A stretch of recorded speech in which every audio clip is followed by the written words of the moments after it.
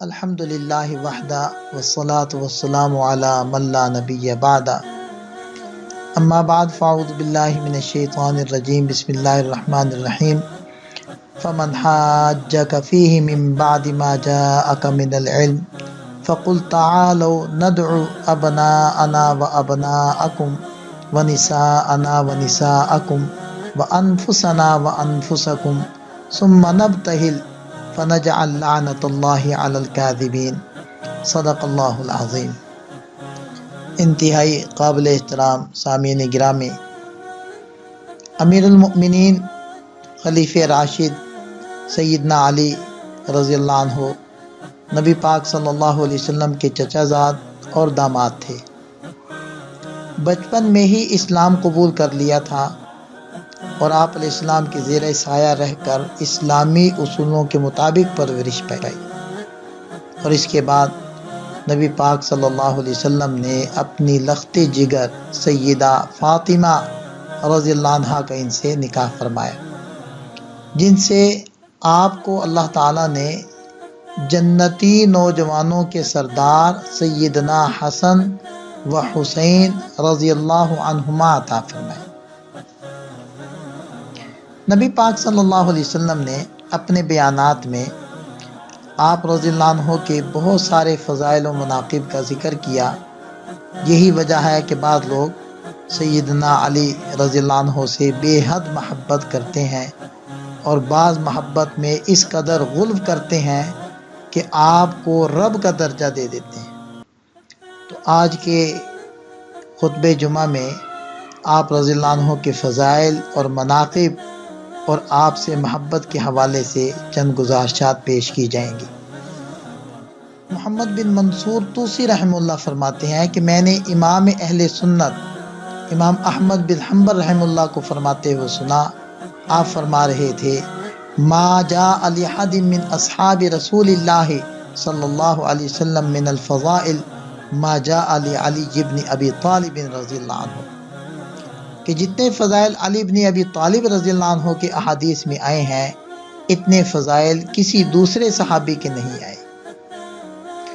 مردوں میں سب سے پہلے سیدنا ابو بکر رضی اللہ عنہ اسلام لائے، اور بچوں میں سب سے پہلے سیدنا علی رضی اللہ عنہ نے اسلام قبول کیا، جیسے کہ ترمذی شریف کی روایت ہے، حضرت زید بن ارقم رضی اللہ عنہ ارشاد فرماتے ہیں اول من اسلم علی، سب سے پہلے علی رضی اللہ عنہ مسلمان ہوئے تھے۔ اور صحیح مسلم کی روایت ہے، حضرت سعد بن ابی وقاص رضی اللہ عنہ بیان کرتے ہیں لما نزلت هذه الآیہ، کہ جب یہ آیت مباہلہ نازل ہوئی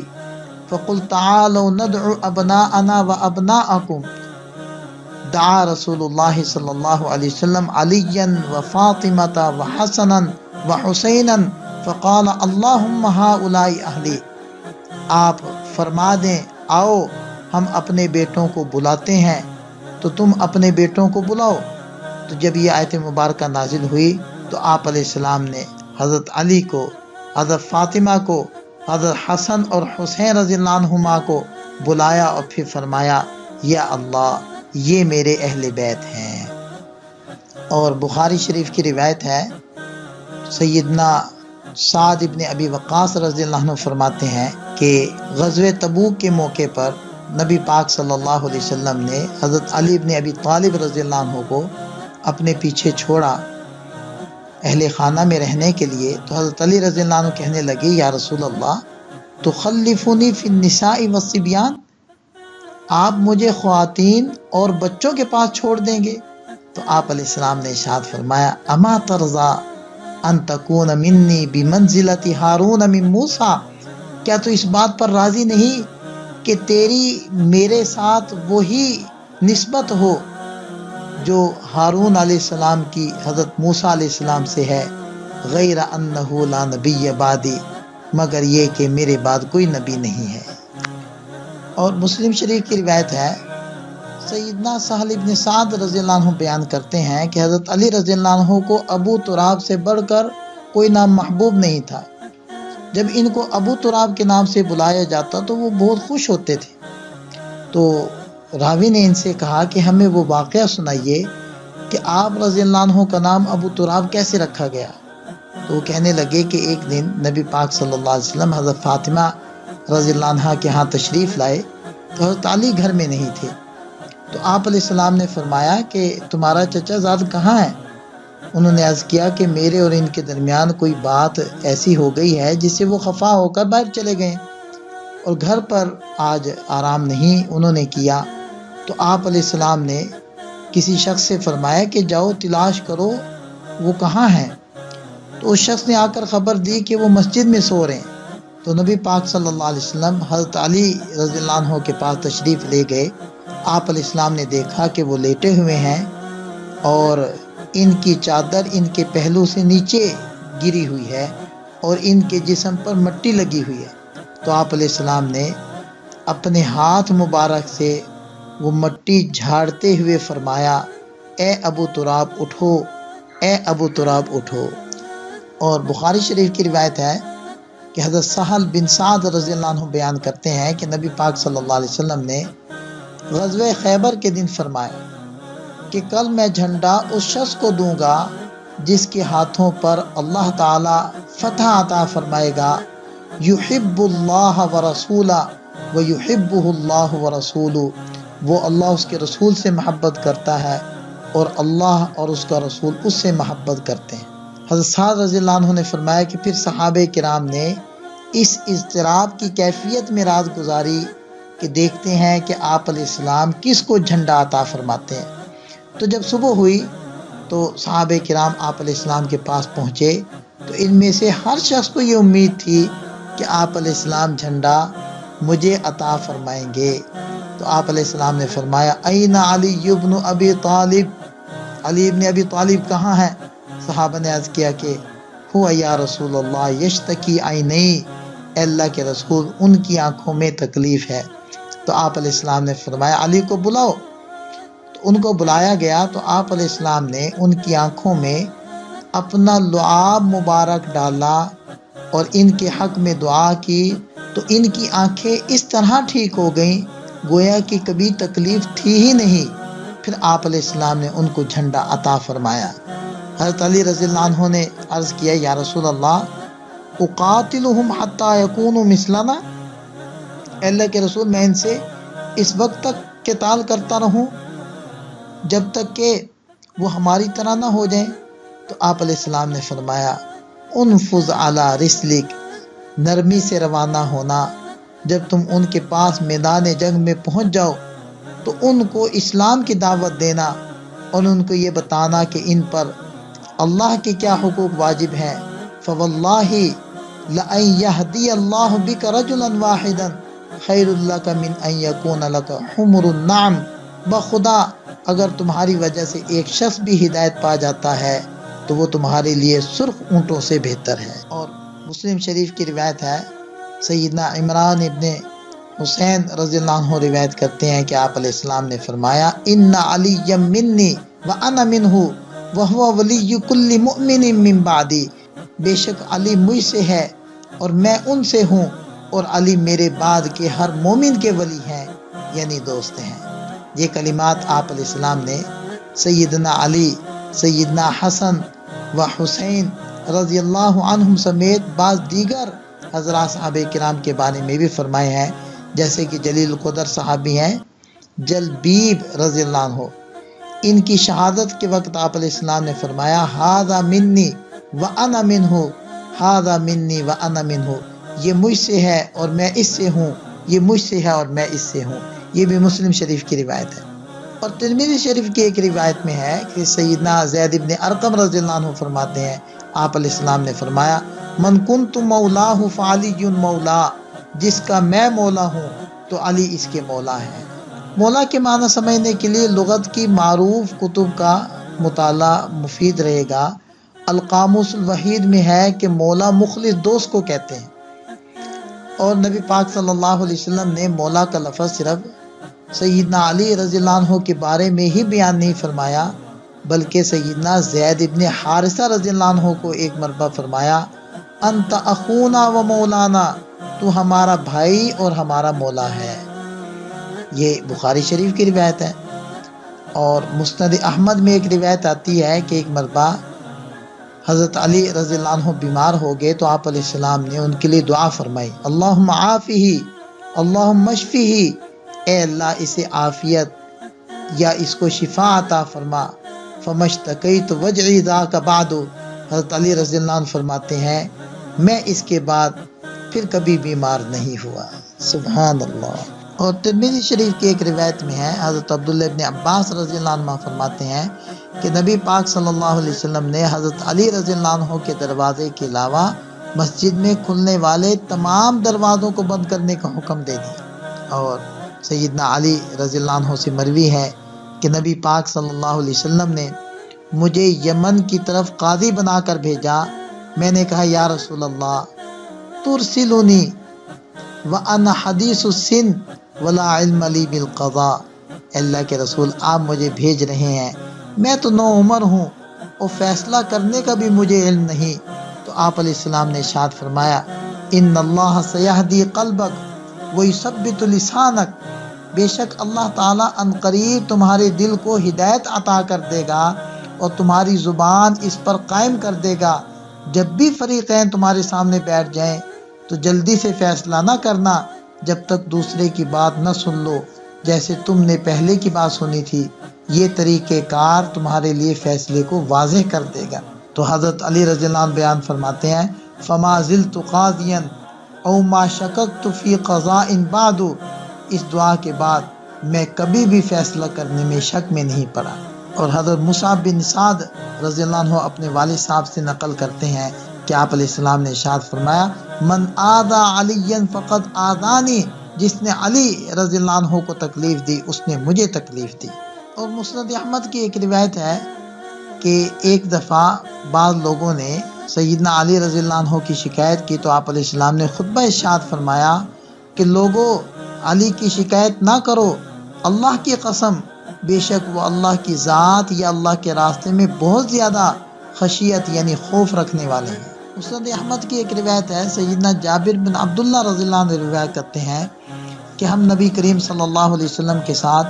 ایک انصاری عورت کے گھر میں تھے جس نے آپ علیہ السلام کے لیے کھانا تیار کیا تھا۔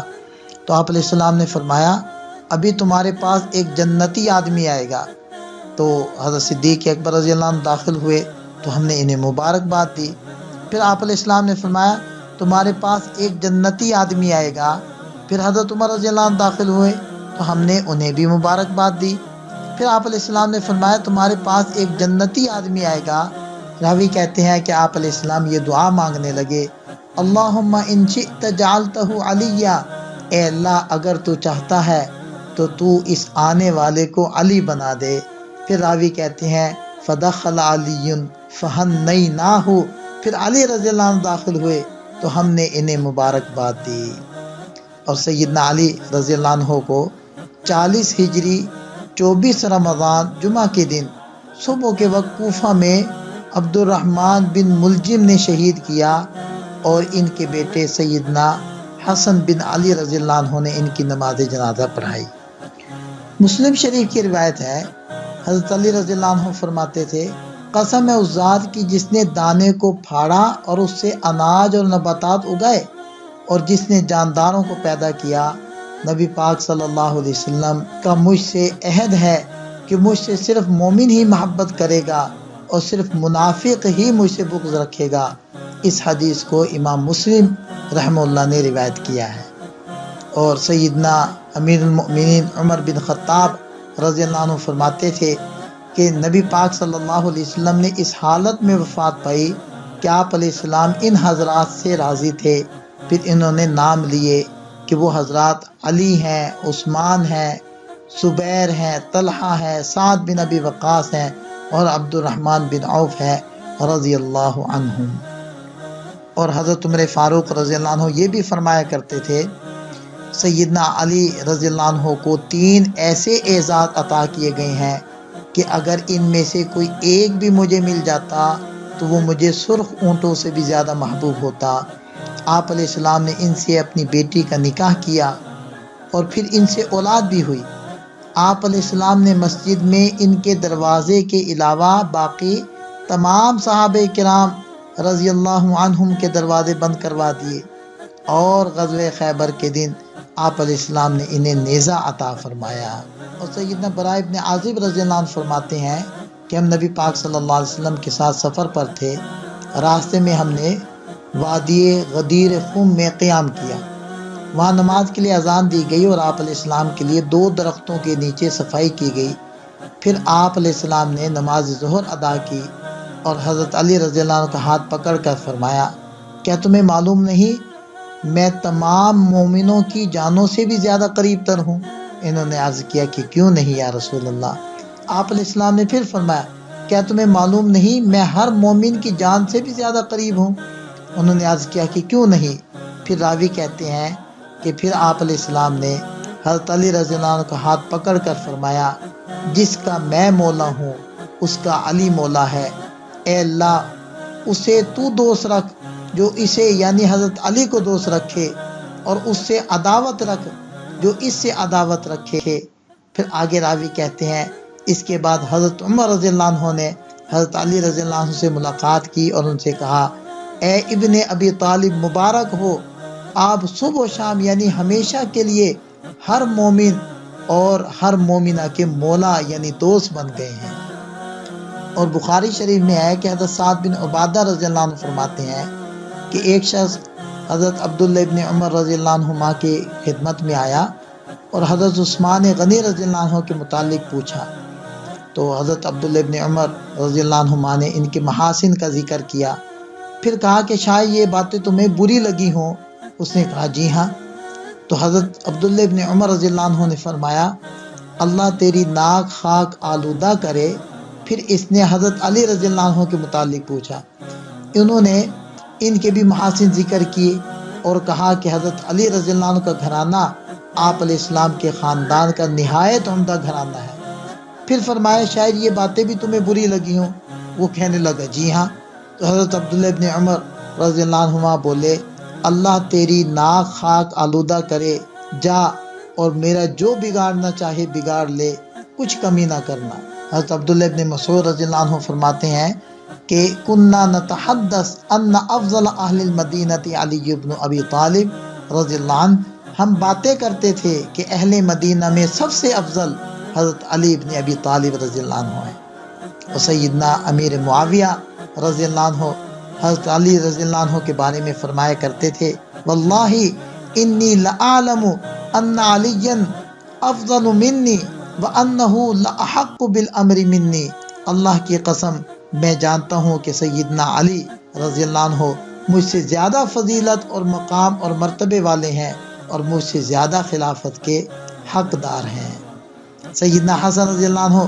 اپنے والد محترم کا تذکرہ کرتے ہوئے فرماتے تھے کہ انہوں نے لوگوں کو صراط مستقیم دکھایا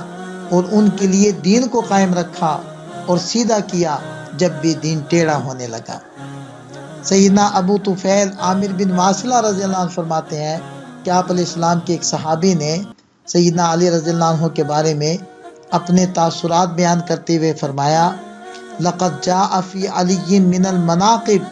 یقیناً سیدنا علی رضی اللہ عنہ کے ایسے مناقب ہیں ان میں سے ایک فضیلت بھی لوگوں میں تقسیم کر دی جائے تو خیر کے لحاظ سے ان سب کو کافی ہو جائے۔ اب چونکہ احادیث میں حضرت علی رضی اللہ عنہ سے محبت کو ایمان اور حضرت علی رضی اللہ عنہ سے بغض کو نفاق سے تعبیر کیا گیا ہے، تو اس وجہ سے لوگوں میں حضرت علی رضی اللہ عنہ کے بارے میں 2 قسم کے گروہ بن گئے۔ ایک تو غالی گروہ بن گیا، محبت میں ناجائز افراط کرنے والے، اور دوسرا گروہ بن گیا بغض کرنے والے۔ اب حضرت علی رضی اللہ عنہ کا ایک قول بھی آپ سماعت کریں۔ امیر المؤمنین سیدنا علی رضی اللہ عنہ ارشاد فرماتے ہیں کہ ایک قوم یعنی لوگوں کی جماعت میرے ساتھ اندھا دھند محبت کرے گی حتیٰ کہ وہ میری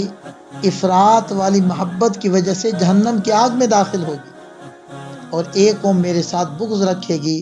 یہاں تک کہ وہ میرے بغض کی وجہ سے جہنم میں داخل ہو جائے گی۔ تو معلوم ہوا کہ دونوں قسم کے گروہ ہلاک ہو جائیں گے۔ سیدنا علی رضی اللہ عنہ سے اندھا دھند محبت کر کے آپ رضی اللہ عنہ کو خدا کہنا